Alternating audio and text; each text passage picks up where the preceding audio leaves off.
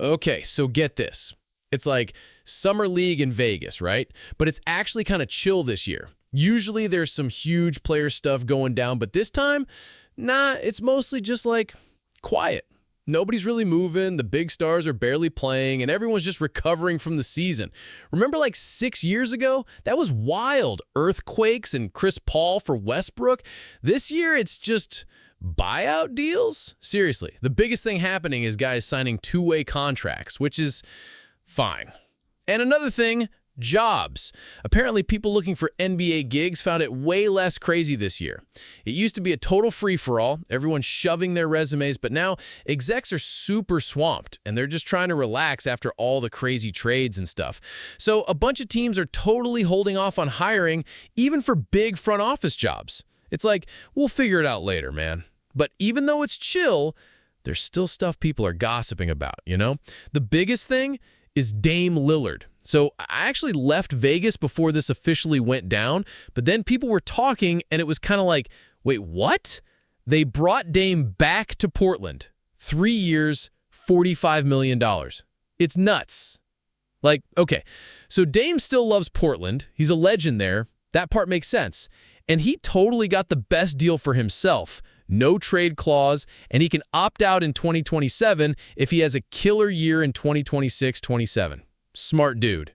But get this, he's going to miss the entire 2025-26 season because he tore his Achilles. Total disaster. He's still going to make like $29 million from the Blazers in the next 2 seasons, which is wild considering he's not even playing. And some of that goes back to Milwaukee because they waived him, but still. Good for him.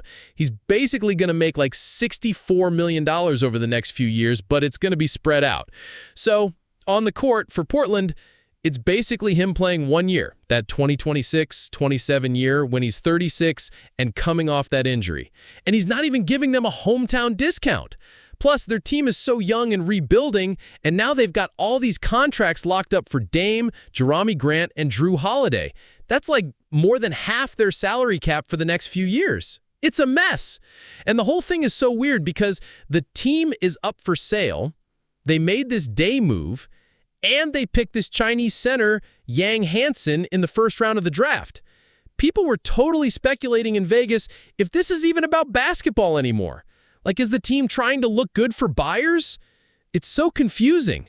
You'd think with the GM and coach getting extensions, they'd be more patient, but nope.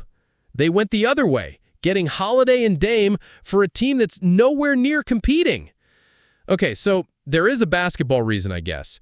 They had this mid-level exception thing left after Ayton got bought out, and Dame was the best player they could possibly get with it.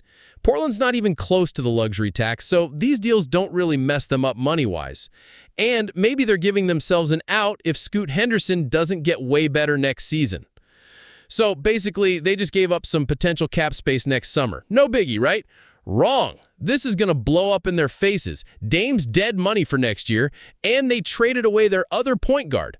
They'll probably sign some old veteran to fill the spot, but then Dame comes back in 2026 wanting to be that awesome Dame again, and if Henderson is actually good then, it's going to be super awkward, like that Kobe situation in 2016. Remember that? This is going to be wild, man.